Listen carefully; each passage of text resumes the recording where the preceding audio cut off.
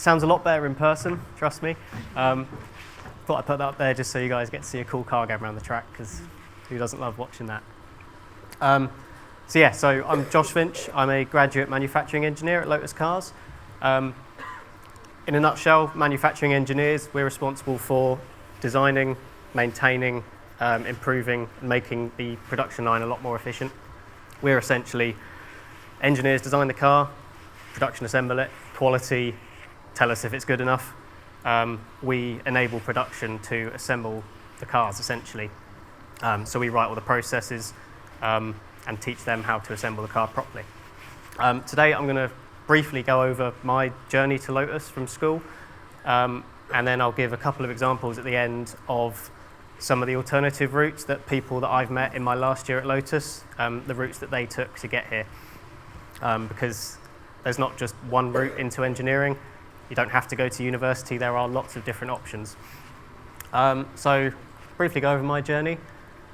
So I grew up here in Bury, so I went to school. I went to Keggs, King Edward VI. This is the boring bit, but if anyone's interested. So in terms of GCSEs, so I had no idea what I wanted to do at this point, so I very much kept my options open.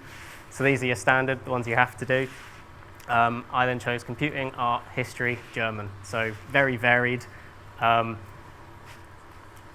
I was offered statistics and further maths as optional extras. In hindsight, I would have probably preferred to have a bit more of a social life. They didn't quite I thought, oh, it'll look great on the CV, but just choosing something because you think it will look great on the CV, even if you don't want to do it, is probably not the best option.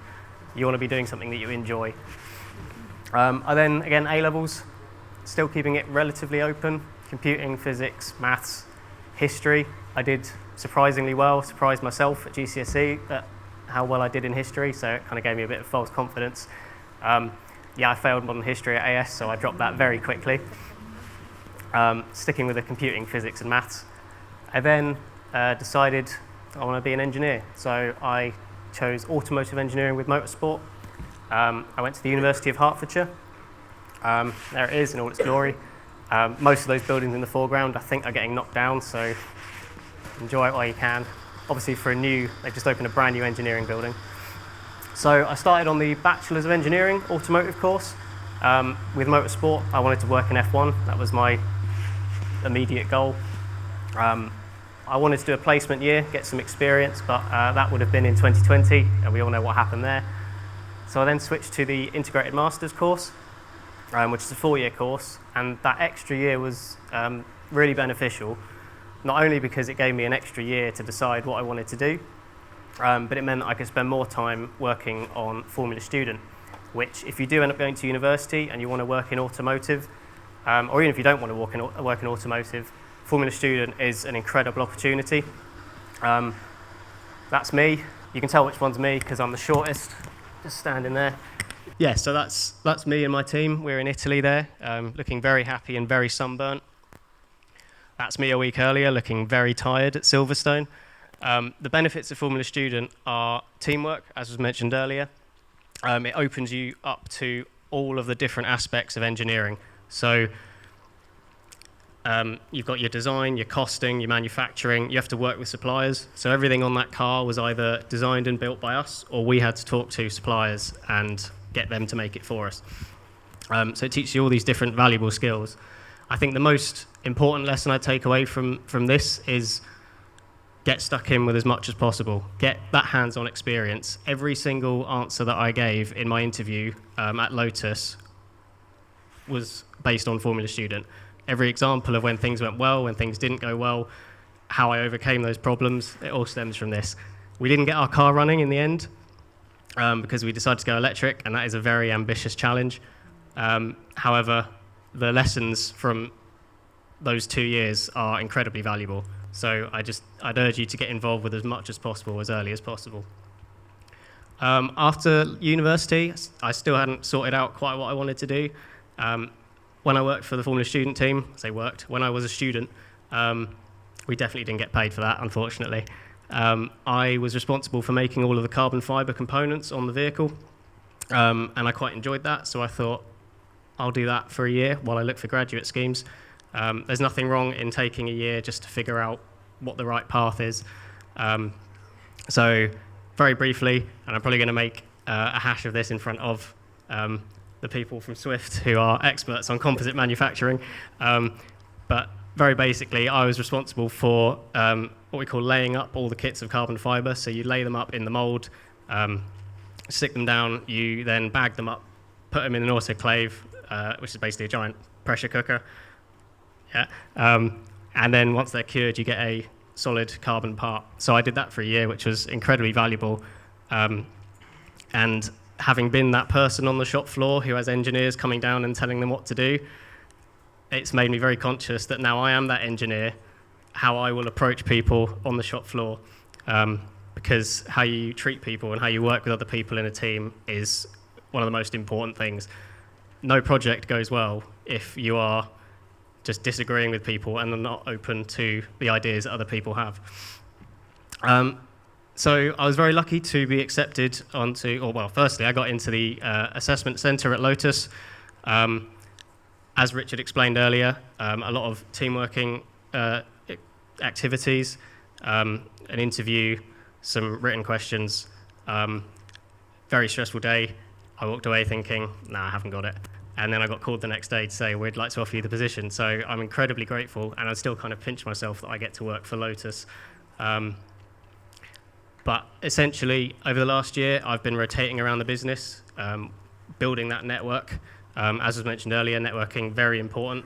And some of the people that I've met, I'll talk about in a minute, have taken very different routes to me, and that's also very important. You don't want a team of everyone who thinks the exact same thing. You need a little bit of variation and bounce ideas off each other, people of different backgrounds.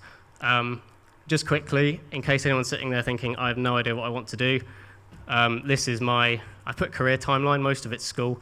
I don't know if there's anyone from the schools in the audience who remember when middle schools were a thing, but they were. That makes it sound really old. I decided I wanted to be an engineer at that point. So that's the majority of my school life. I had no idea what I wanted to do. In terms of, if you'd asked me at certain points, what does Josh want to be when he grows up? Firstly, it would have been I want to work for Lego. Then I wanted to work for Pixar. Then I wanted to work for Lego again. I mean, I'd still love to work for Lego. I don't know anyone who wouldn't want to work for Lego. Pixar again. I think at this time I wanted to be a concept artist.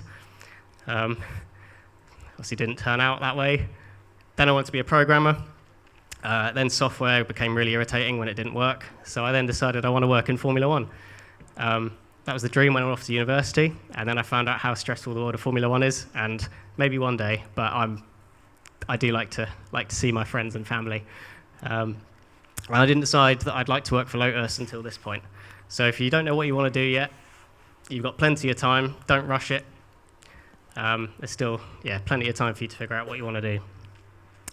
So very briefly, I just want to talk about 3 examples of some of the routes that I've discovered from talking to people at Lotus.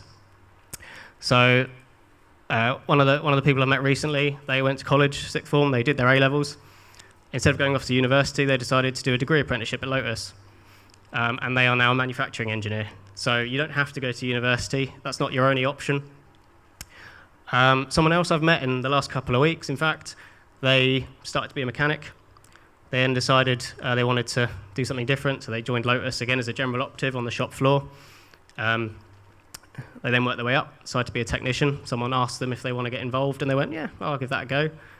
They're now a manufacturing engineer. So again, neither of these people went to university. Not saying don't go to university, as someone who has been to university, obviously I'm not saying don't do that, but I'm just making sure that there are other options for you to do. This last one is the most interesting. They started on the shop floor, general operative, straight out of school. They then worked their way up to team leader, supervisor, manager, senior manufacturing engineer. They are now in charge of all the manufacturing engineering at Lotus. So you don't have to go to uni. You just got to, if you like something, get stuck in, get involved, and you could end up very high up in many places. So that is more or less all I've got to say. It says any questions on there, but I think we'll leave those for later.